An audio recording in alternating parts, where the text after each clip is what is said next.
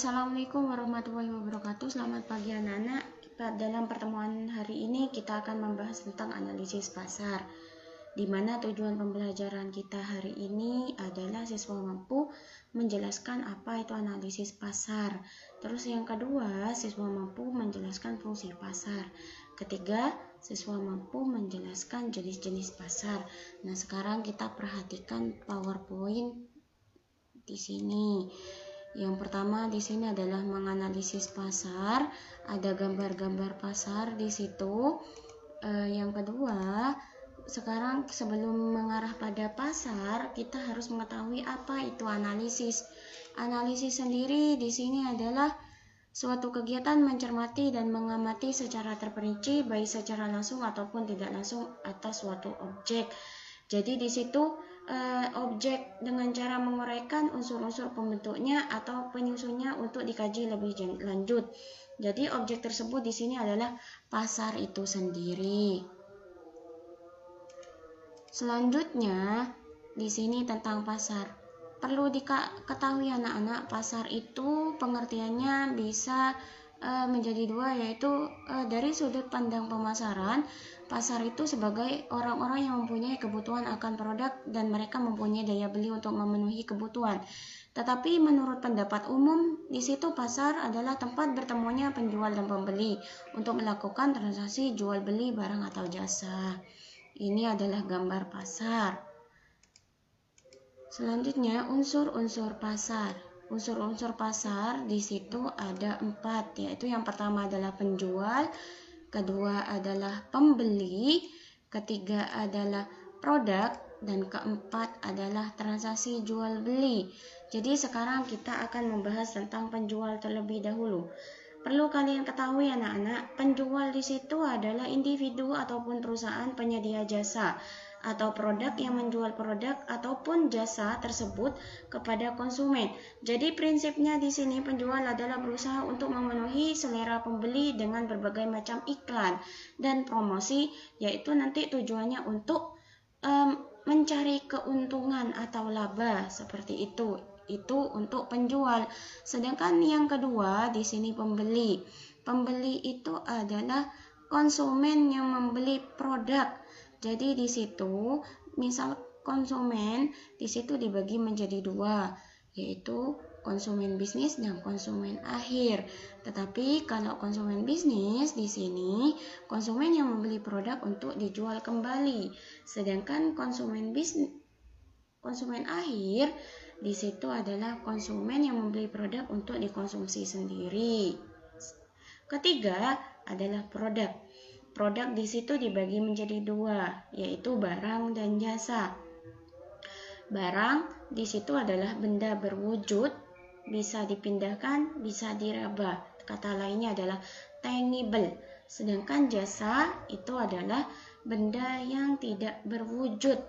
Jadi di situ kata lainnya adalah intangible, seperti itu. Terus yang terakhir di situ adalah transaksi jual beli. Ketika penjual dan pembeli sudah merasa setuju, jadi di situ ada yang namanya kesepakatan. Jadi nantinya akan terjadi yang namanya transaksi jual beli. Selanjutnya di sini adalah fungsi pasar. Yang pertama adalah fungsi penetapan harga, yaitu tentang harga, kata lainnya adalah price. Yang kedua adalah fungsi distribusi produk. Jadi di situ distribusi adalah penyaluran produk. Tetapi orang yang menyalurkan produk itu disebut dengan distributor. Jadi distribusi di sini anak-anak dibagi menjadi dua, distribusi secara langsung dan distribusi secara tidak langsung. Sedangkan distribusi secara langsung itu dari produsen ke konsumen. Tetapi kalau distribusi tidak langsung itu dari produsen, pengecer, dan konsumen. Nah, yang terakhir adalah fungsi promosi. Jadi di sini penjual itu melakukan promosi untuk menarik perhatian konsumen. Selanjutnya di sini jenis-jenis pasar. anak-anak, jenis-jenis pasar di situ dibagi menjadi 3, yaitu yang pertama pasar tradisional, kedua pasar modern, dan ketiga pasar daring. Sekarang kita akan membahas tentang pasar tradisional terlebih dahulu. Pasar tradisional di situ anak-anak, pasar yang keadaannya masih becek dan bau. Terus yang kedua, di situ masih ada yang namanya tawar-menawar. Tetapi penjual dan pembeli bisa melakukan transaksi secara langsung. Itu namanya pasar tradisional. Contoh jelasnya adalah pasar Klewer di Solo, ada pasar Sukowono, ada pasar Kalisat. Yang kedua, di situ ada pasar modern. Pasar modern ini berbeda dengan yang namanya pasar tradisional.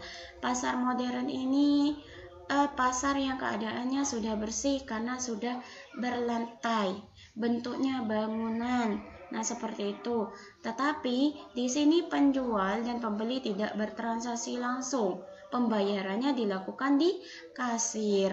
Contohnya di sini adalah supermarket.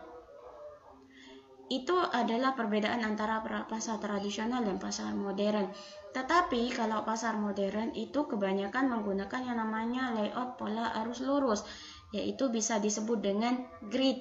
Tetapi kalau pola arus bebas di situ disebut dengan free flow. Dalam artian di situ adalah mengelompok, tidak berlajur. Yang terakhir adalah pasar daring. Pasar daring di situ adalah pasar dalam jaringan. Dalam artian pasar di sini anak-anak di situ terjadi karena ada yang namanya online store. Jadi di sini terjadi di dunia maya. Dalam artian di sini adalah pasar yang konsumen bisa mengetahui barang-barangnya dan bisa memesannya kapan saja karena di sini bisa melihat gambar, tetapi pembayarannya dilakukan dengan transfer bank seperti itu. Ini adalah jenis-jenis pasar. Terima kasih. Ini adalah pertemuan hari ini anak-anak. Jika ada pertanyaan silakan komen di kolom komentar. Untuk selanjutnya kita akan ada tugas yaitu silakan kerjakan. Yang pertama, jika dilihat berdasarkan cara transaksinya, pasar dapat dibedakan menjadi 3. Jelaskan mengenai ketiga jenis pasar tersebut. Yang kedua, sebut dan jelaskan unsur-unsur pasar. Ketiga, sebutkan fungsi pasar. Dan keempat, berikan contoh pasar tradisional, modern, dan daring. Baik, terima kasih atas perhatiannya. Saya akhiri dulu. Wassalamualaikum warahmatullahi wabarakatuh.